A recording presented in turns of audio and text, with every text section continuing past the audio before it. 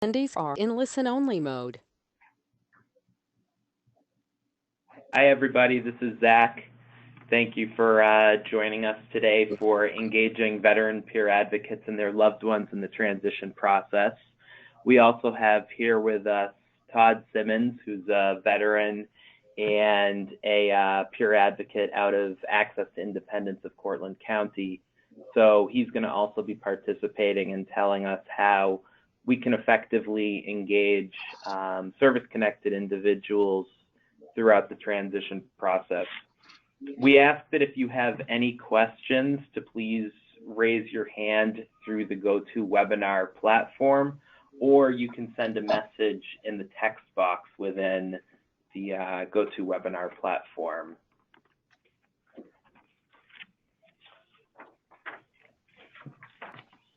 So as you know, the Transition Center was recently expanded in terms of what they're doing, and the same is true for the peer program. So I want to explain that we're going to continue to provide one-on-one peer support to individuals and family members interested in transitioning, but we have a renewed focus on connecting with men and women who have served in the armed forces and are now in long-term care facilities. And part of this entails recruiting veterans. And now we will, just like we match people with disabilities who are living in the community to those who want to transition, we'll be matching veterans, to other vets in nursing facilities.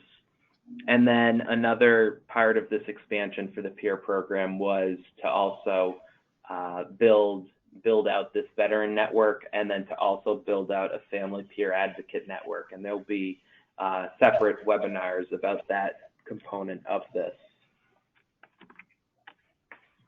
So what I'm hoping you guys take away from this presentation is a very rudimentary understanding of the Veterans Administration peer program, and also to understand what the role of the New York State Division of Veterans Affairs is as it applies to this particular program. Also, we'll touch upon very quickly the purpose of Veterans Benefits Advisors. That's separate from the benefits advisors that we have employed at our independent living centers. You should also walk away from here being able to explain what the Veterans Peer Advocate portion of this program is and how to connect somebody who wants to meet with a veteran. And then after this, we'll be sending out materials that you can use to effectively recruit veterans. And then on our side, we will simultaneously be assisting in that. And we have about 15 vets in the pipeline who we're going to connect with the different centers, and we are strongly encouraging you to bring them on so that we'll have adequate representation throughout the state. And then finally, how to work with your ILC to recruit, hire, train, and then deploy peer advocate veterans. Okay, so first of all, it's important to note that we have over 900,000 veterans living within our state alone, and many of them are from the Vietnam era. We have an older population currently living in New York State. As we see men and women from the armed forces returning from combat in more recent conflicts, this number is going to continue to rise. And we have, throughout the United States, the 5th largest veterans population. So it's important and incumbent upon us that we make contact with veterans, and if they're interested in transitioning, that we connect them with peers who are themselves veterans and have already transitioned and are living independently. So it should be noted that when we started this program, a lot of the literature that we used was from the Veterans Administration, in addition to behavioral health stuff and the AIDS Institute. And so it was a natural evolution for us to sort of move right into working with veterans who are in nursing homes. And so that's basically built right into our training. So state veterans nursing homes, and it should be noted that these places differ from the federal Veterans Administration and their nursing homes and other facilities. So right now there are 5 state-run veterans homes in Montrose, Oxford, St. Albans, Batavia, and Stony Brook. They're governed by New York State public health law and pretty much do many of the things that your traditional long-term care facilities do. If you have a service-connected disability and it's more than 70%, the VA reimburses that facility. The Federal Veterans Administration pays these state veterans nursing homes. Okay, so why is it important to think about connecting individuals with military service to veteran peer advocates? Well, what we're trying to do is replicate the model that the VA uses. It's been successful in other contexts in terms of us matching people who have been in nursing facilities and have transitioned out, and now they can go back and use what society perceived as a deficit and actually use that as an advantage to help other people. So it's basically, you're going to have the best outcome if you match a vet with a vet. They're going to be able to go in like none of us can, talk about, the stuff that really affects vets, connecting with the right services. How do you get these services? How do you get a job? What do I do with PTSD, relationships, all that stuff? And, only vets are going to be able to do justice to that. So that is basically why we should hire veteran peer advocates. It's also good because this program helps people move on to other employment. So it'd be really great if we can hire veterans and then they move on to some sort of other employment after this, because this gives them the skills that they'll need to succeed in the workforce. So there are many reasons, and after this we'll follow up with some more information that centers can use, and as well as some additional trainings for supervisors. All right, so as a transition specialist, a housing specialist, a peer advocate, your approach is as simple as asking, have you ever served in the military? Or did someone in your immediate family ever serve in the military? If the answer to either of these questions is yes, you want to immediately let Suzanne and I know. And if they are interested in a peer, we will make sure that we can connect them with a peer. We are also working in collaboration with the State Division of Veterans Affairs, and the DVA has benefits advisors specifically for people in nursing homes. So we want to make sure that they're connected, because there are benefits and entitlements that military-connected individuals can get, and they have their own special advisors for that. There'll be more coming out in terms of educational material around benefits advisors for people in nursing homes who are connected to the military, probably at our conference in September, the NYAIL conference, and then also other opportunities to learn more as well. At this point, I'd like to turn this over to, enough me talking. I want to turn this over to Todd, who's been so great to join us today. He's a veteran, so we definitely thank you for your service, and he's been a tremendous advocate for us. And so, Todd, I want to turn it over to you now. Thank you, Zach. Hi, everybody.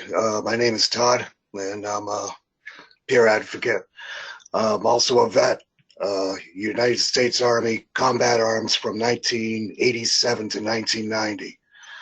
I tell you one thing, like Zach said earlier, the VA has the biggest peer program, around, and we base our model upon that because the VA has had a lot of success with that.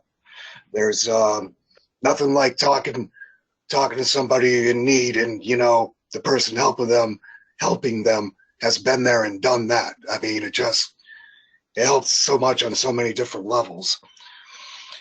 Vet peers also have a higher success rate working with the individuals that they help, and also with problems that come up in nursing facilities and whatnot.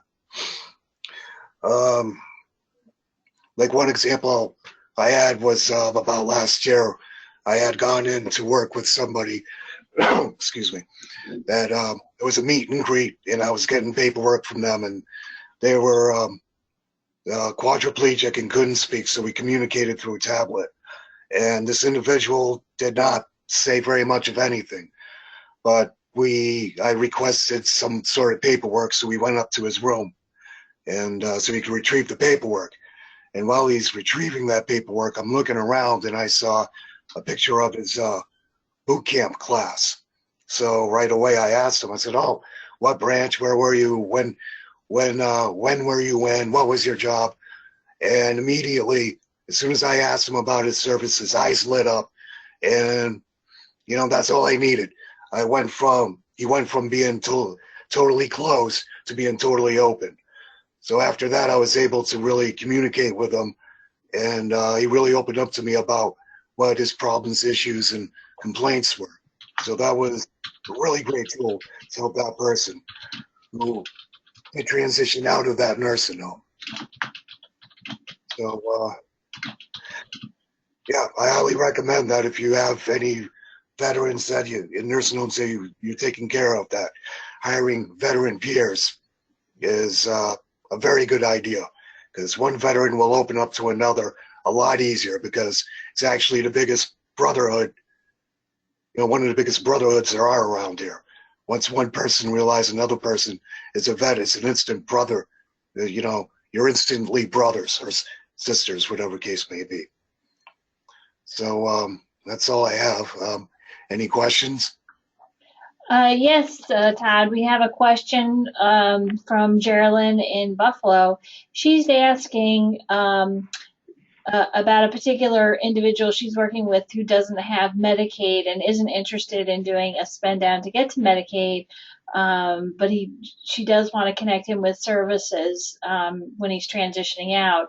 And she's asking, does the Division of Veterans Affairs cover MLTCs? And if not, how do I initiate home care services? She's not sure if he's service connected. So let's just take this, the easy question first. The Division for Veterans Affairs does not particularly care what your funding source is. So literally anyone in a nursing home that is in need of Division for Veterans Affairs benefits advisors can access them. And again, we've got two new gentlemen who are doing that specific job, and we are going to have a training from them, so they'll give us more specifics. But Medicaid versus not Medicaid or MLTC doesn't really matter. In terms of finding services for someone who doesn't have Medicaid, the first question I would ask, because you specifically mentioned that they do not have or do not want to pay a spend down, is you might want to consider a trust. A lot of people are not interested in doing a spend down because it means that they won't have enough money to live on. So if you put the spend down money into a special needs trust, then that money can be used to pay bills, etc.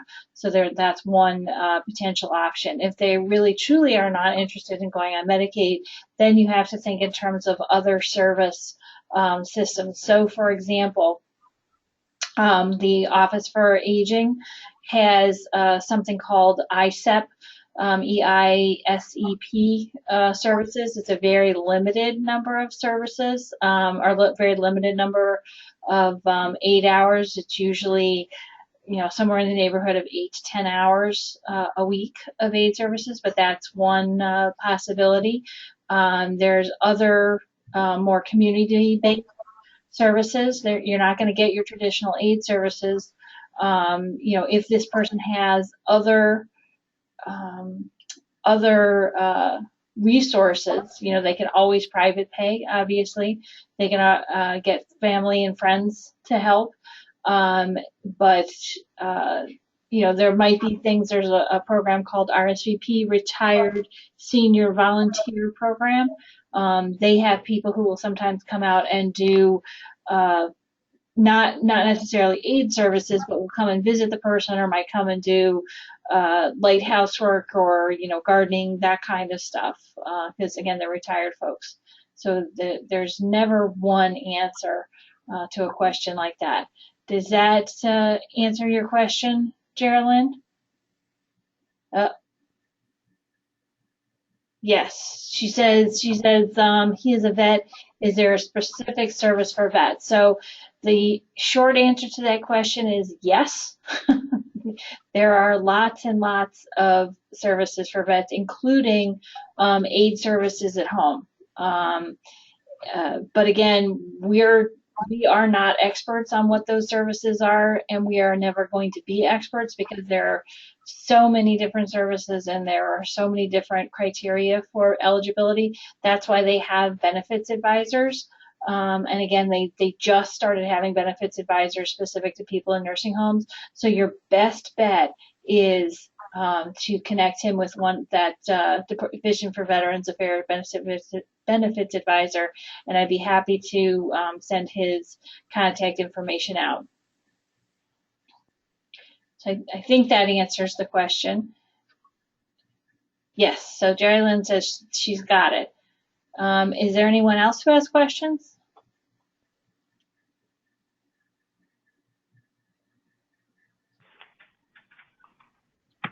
All right, Zach, I don't see any other questions. You want to move on? Yeah, and if people have questions, we can definitely also answer them offline and put out a frequently asked questions thing. But at this point, as we expand this program, we're going to be, like I said, on the road looking to hire people and forwarding resumes to centers. We would definitely appreciate it if you can get it in front of whoever is responsible for making the hiring decisions. Long-term goal is to have one vet at each center. For now, one vet per region, DOH region, will suffice. And this will all start to play out pretty quickly. So we'll send out a packet to folks of recruitment materials that you can use. It's our standard stuff, our application, and then some pros of getting the training if you're a veteran, and how that can help you long term in terms of jobs. So that's about it. Again, if you have any questions, feel free to reach out and stay tuned for more information. So if there isn't anything else, we can get going at this point. Thank you, Zach. Thank you, Todd. This is really helpful for all of our transition specialists across the state. Have a good one, everybody.